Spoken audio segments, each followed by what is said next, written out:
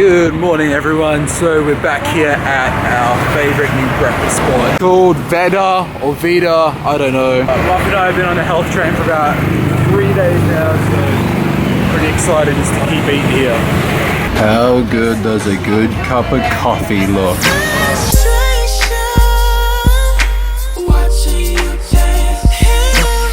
Apple cider vinegar shot with cayenne pepper. Supposed to make me skinny. Oh, thank you. What's this? What's that? It's chocolate, but it's raw. Not eating chocolate. I'm trying to be skinny. Muffins eating chocolate. You look full, Missy. Are you done? You look. You look very full.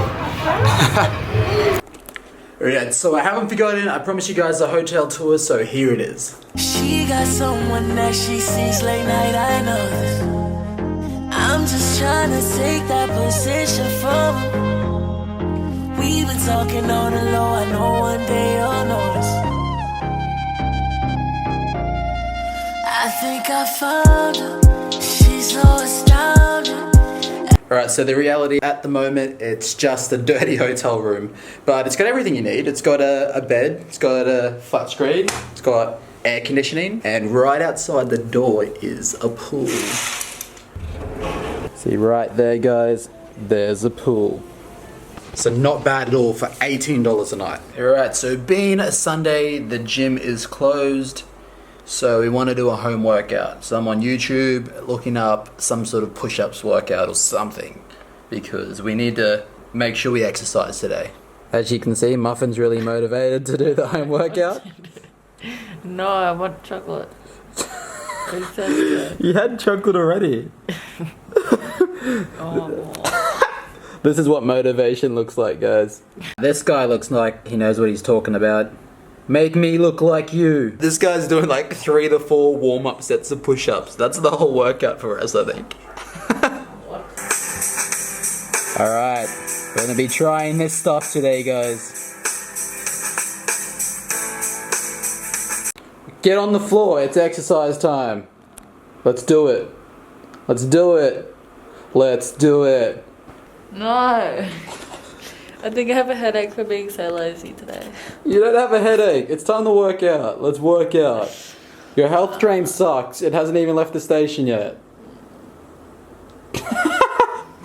Holy crap, that workout was hard. It was like maybe 80 to 100 push-ups in a row, so we're off to get some food now. Gotta feed the muscles. Alright, change of plans. The food place around the corner that we like to eat at is closed, so we're probably gonna have a swim and then we're gonna go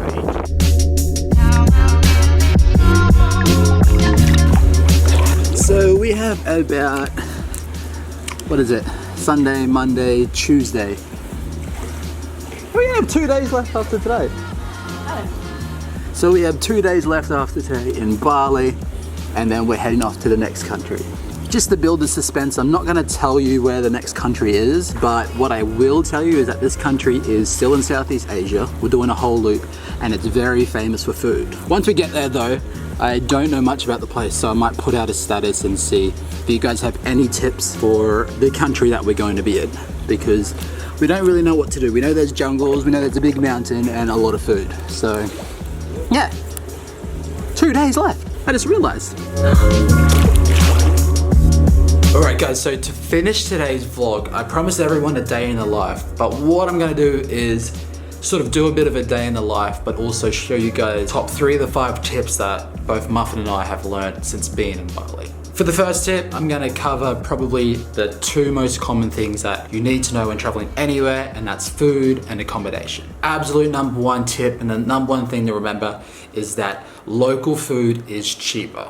So when I first got to Bali, I was ordering like, you know, beef burgers, chicken burgers, and pizzas because that's what I was comfortable eating. But what I found was they were number 1, more expensive, and number 2, the servings were like small, and you know what, this quite frankly, it didn't taste very good at all. But what we found was when we ordered like a mee goreng or a nasi goreng, which is like a fried noodles or a fried rice, the servings were freaking huge. The price difference was crazy. So for local food, you're looking like $2 to $4 for a generous serving. If you're looking to save money, local food is better. which brings me to accommodation.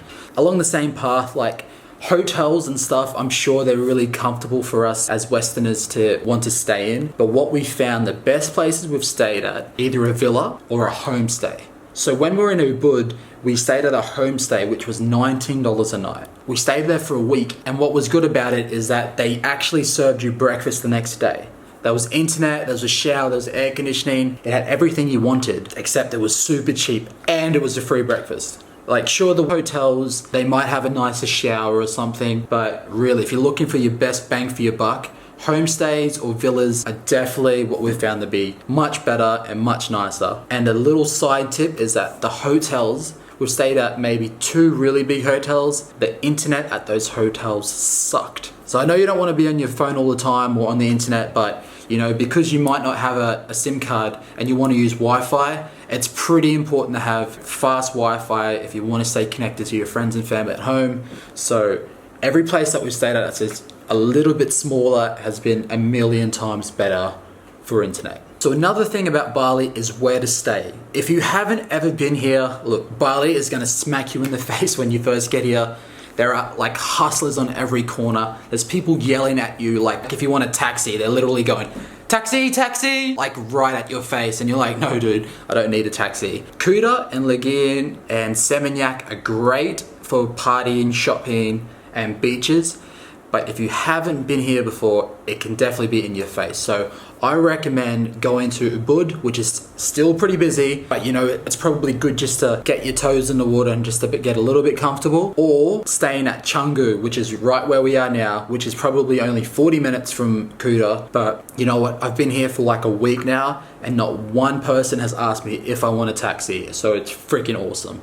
Now, I think I've really got probably 2 main tips left. The next one is, the taxis reminded me of it, is get a driver. So for a personal driver, you're looking at something like maybe $40 for a half day or like $50 or $60 for a full day. But what a driver can do is double as a tour guide. Like, we love adventuring, we love waterfalls, you know, trekking and doing all that stuff that's a bit left of field. So a driver was crucial for us to have a good time here in Bali. We actually got recommended a driver by some of my friends back home in Australia. So we contacted Siren, and basically everything that was amazing about this trip, Siren recommended. One of the best things we did was dolphin watching in Lavina. The other thing that was really the highlight of our trip was doing the waterfall in Sikumpul. All of those were organized by our driver, and you know, he's really just been the foundation for us having a fantastic time over here. So I definitely would recommend, in Bali anyway, is getting a private driver. Now my last tip is super obvious, but I don't know how I forgot this.